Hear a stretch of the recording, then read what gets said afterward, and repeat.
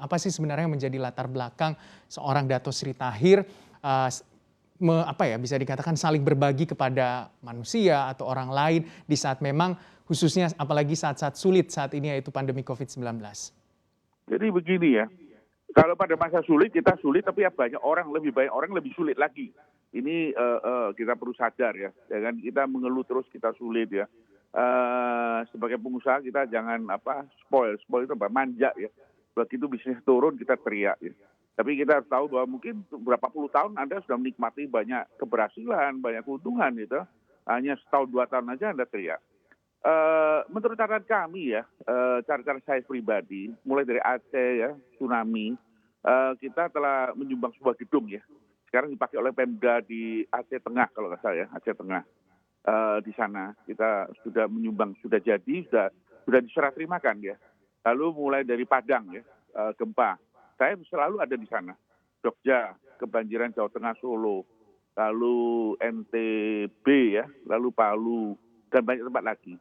Saya pikir begini ya, kalau kehadiran seseorang bisa meringankan atau membawa sebuah kebahagiaan untuk orang lain, itu patut dikerjakan.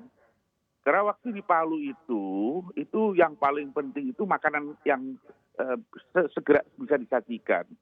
Maka itu saya order McDonald pagi-pagi jam 4, saya kolek, lalu saya bawa pesawat, saya kirim ke sana. Karena yang diperlukan waktu itu bukan bahan bangunan, bukan supermie, nggak ada tempat masak. Jadi perlu makanan sesaji. Tapi kehadiran kami selain kami sendiri sukacita, tidak merasa terbeban, juga banyak orang mungkin juga sukacita. Jadi kalau lihat dari sana kan cucuk ya, orang Jawa bilang cucuk untuk dikerjakan ya. Iya, berarti kita perlu mengapresiasi cepat tanggap dan juga respon seorang Dato Sri Tahir menanggapi berbagai macam permasalahan di tanah air, khususnya mungkin pada saat masa-masa sulit, apalagi pada saat pandemi saat ini. Tapi yang menjadi pertanyaan juga, ketika memang filantropi atau mungkin pengusaha-pengusaha besar, salah satunya Anda Pak ya, untuk ketika melakukan penyaluran dana terkait dengan bantuan baik itu pada masa gempa atau mungkin saat ini pandemi COVID-19, sebenarnya seperti apa sih Pak bentuk pengawasan governance penyaluran dana tersebut agar dalam tanda kutip tidak diselewengkan oleh pihak-pihak yang memiliki niat buruk Pak? Iya, jadi begini ya, ini kan dalam karir krisis ya, krisis itu kita belajar manajemen, kita mengenal krisis manajemen. Kita nggak bisa terus berbicara mengenai wah ini nanti selewengkan ini itu ya. Bisa saja ada mungkin beberapa persen ya mungkin aja. Tapi itu bukan pokok utama. Yang pokok utama itu segera Anda memberikan bantuan gitu, segera Anda mengeluarkan uang, Anda segera memperhatikan banyak orang yang butuh. Itu aja yang menjadi konsentrasinya. Kalau kita hitung-hitung wah nanti kita nyampe atau nggak nyampe, orangnya tuh keburu sakit, keburu babak belur. Jadi saya pikir itu nggak usah terlalu dibesar-besarkan. Saya kira itu pengawasan ya terserah yang bisa kita mungkin kasih 10.000 sembako, mungkin ada 10 sembako yang hilang di tengah jalan. It is fine, itu nggak jadi masalah, Mas. Ya.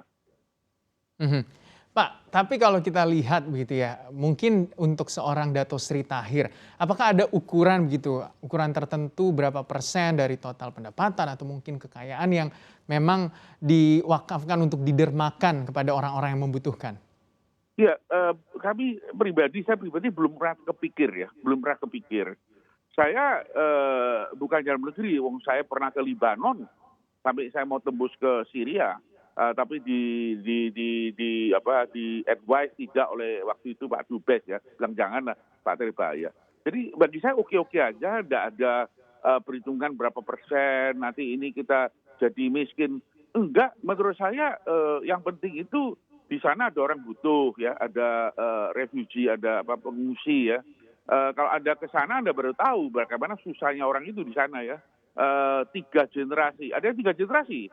Mulai kakeknya, anaknya, salah cucunya, terus tinggal di camp itu ya. Tidak ada harapan, mata mereka hampar ya. Mereka seperti manusia tidak ada harapan. Sedangkan kita tinggal di Indonesia, kita harus bersyukur ya. Indonesia makmur, gitu. Kita masih bisa cari penghidupan di sini, masih ada lebih. Ya, kita bersyukur aja, jadi tidak memperhitungkan, wah ini berapa persen ya, nanti ini rugi, wah ini kurang, wah ini gini. Enggak, kita makan ya, saya orang Jawa ya, makannya nasi goreng ya, nasi liwet gitu-gitu aja, saya kira.